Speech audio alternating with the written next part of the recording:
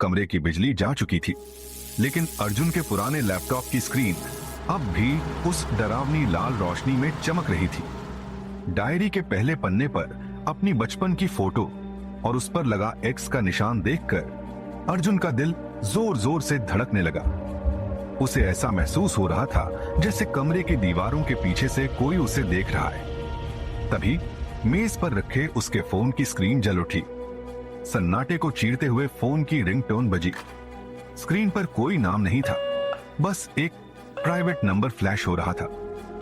अर्जुन ने कांपते हाथों से फोन उठाया और कान से लगाया। शुरुआत में सिर्फ भारी सांसों की आवाज सुनाई दी। अर्जुन ने हिम्मत जुटाकर पूछा, कौन हो तुम? ये सब क्या घटिया मजाक है? मेरी फोटो तुम्हारे पास कहां से आई? दूसरी तरफ से एक भारी और रोबोटिक आवाज आई जो सुनने में किसी मशीन जैसी लग रही थी। मजाक? अर्जुन, मजाक तो अब शुरू होगा। तुम गाजीपुर के एक मामूली फ्रीलांसर हो, लेकिन तुम्हारी उंगलियों में वो हुनर है जो बड़े बड़े बैंक हिला सकता है। अब बातें बंद करो और डायरी का दूसरा पन्ना पलटो। अर्जुन ने फोन को कंधे और कान के बीच दबाया और धीरे से डायरी का अगला पन्ना पलटा। वहां एक विदेशी बैंक का अकाउंट नंबर लिखा था और उसके बगल में एक बड़ी रकम दर्ज थी, 10 लाख रुपए। सबसे नीचे लाल स्याही से लिखा था, अगले 15 मिनट में यह अकाउंट खाली होना चाहिए। मैं यह नहीं कर सकता, यह सरासर चोरी है। मैं डेटा एंट्री करता हूं, हैकिंग नहीं। अर्जुन लगभग चिल्लाते हुए बोला। फोन के उस पार से एक ठंडी हंसी सुनाई दी। तुम्हें हैकिंग की जरूरत ही नहीं है अर्जुन। उस एक्सेल शीट को याद करो जो तुमने अभी अभी क्लीन की है। उस शीट के हिडन सेल्स में उस बैंक का बैकडोर एक्सेस कोड छुपा है। मैंने तुम्हें वही फाइल भेजी ही इसलिए थी ताकि तुम अनजाने में मेरे लिए रास्ता खोल सको। अर्जुन की रूह कांप गई। उसे एहसास हुआ कि जिसे वह मामूली डेटा क्लीनिंग का काम समझ रहा था, वह दरअसल एक बहुत बड़ी डिजिटल चोरी की चाबी थी।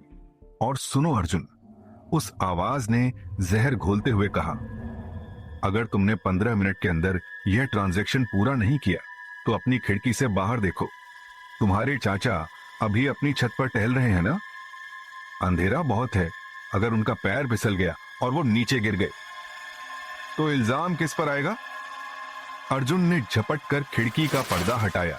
दूर गली के मोड़ पर उसके चाचा के घर की छत साफ दिख रही थी। वहां एक साया टहल रहा था। अर्जुन का शरीर पसीने से तरबतर हो गया। वह समझ गया कि यह कोई मामूली अपराधी नहीं है। वह उसके परिवार की हर हरकत पर नजर रखे हुए है। रुको, मत करना कुछ, मैं कर रहा हूं। अर्जुन ने हार मान ली। उसने झटपट लैपटॉप की तरफ रुख किया। जो लैपटॉप कुछ देर पहले हैंग हो गया था, वह अब मक्खन की तरह चल रहा था। अर्जुन की उंगलियां कीबोर्ड पर नाचने लगी। उसने उस एक्सेल फाइल के गुप्त कोड्स को बैंक के सर्वर में फीड किया। हर क्लिक के साथ उसे लग रहा था जैसे वह अपने जमीर का सौदा कर रहा हो।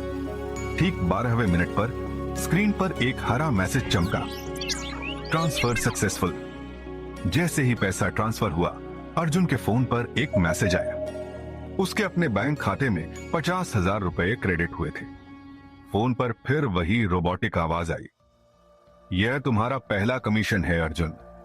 अब तुम इस खेल का हिस्सा बन चुके हो। अगर अब तुम पुलिस के पास गए तो याद रखना, चोरी के सारे डिजिटल सबूत तुम्हारे ही लैपटॉप पर मिलेंगे। दुनिया की नजरों में अपराधी तुम हो, मैं तो अदृश्य हूं। कल सुबह 10 बजे तुम्हारी अगली फाइल ईमेल में होगी, तैयार रहना। फोन कट गया।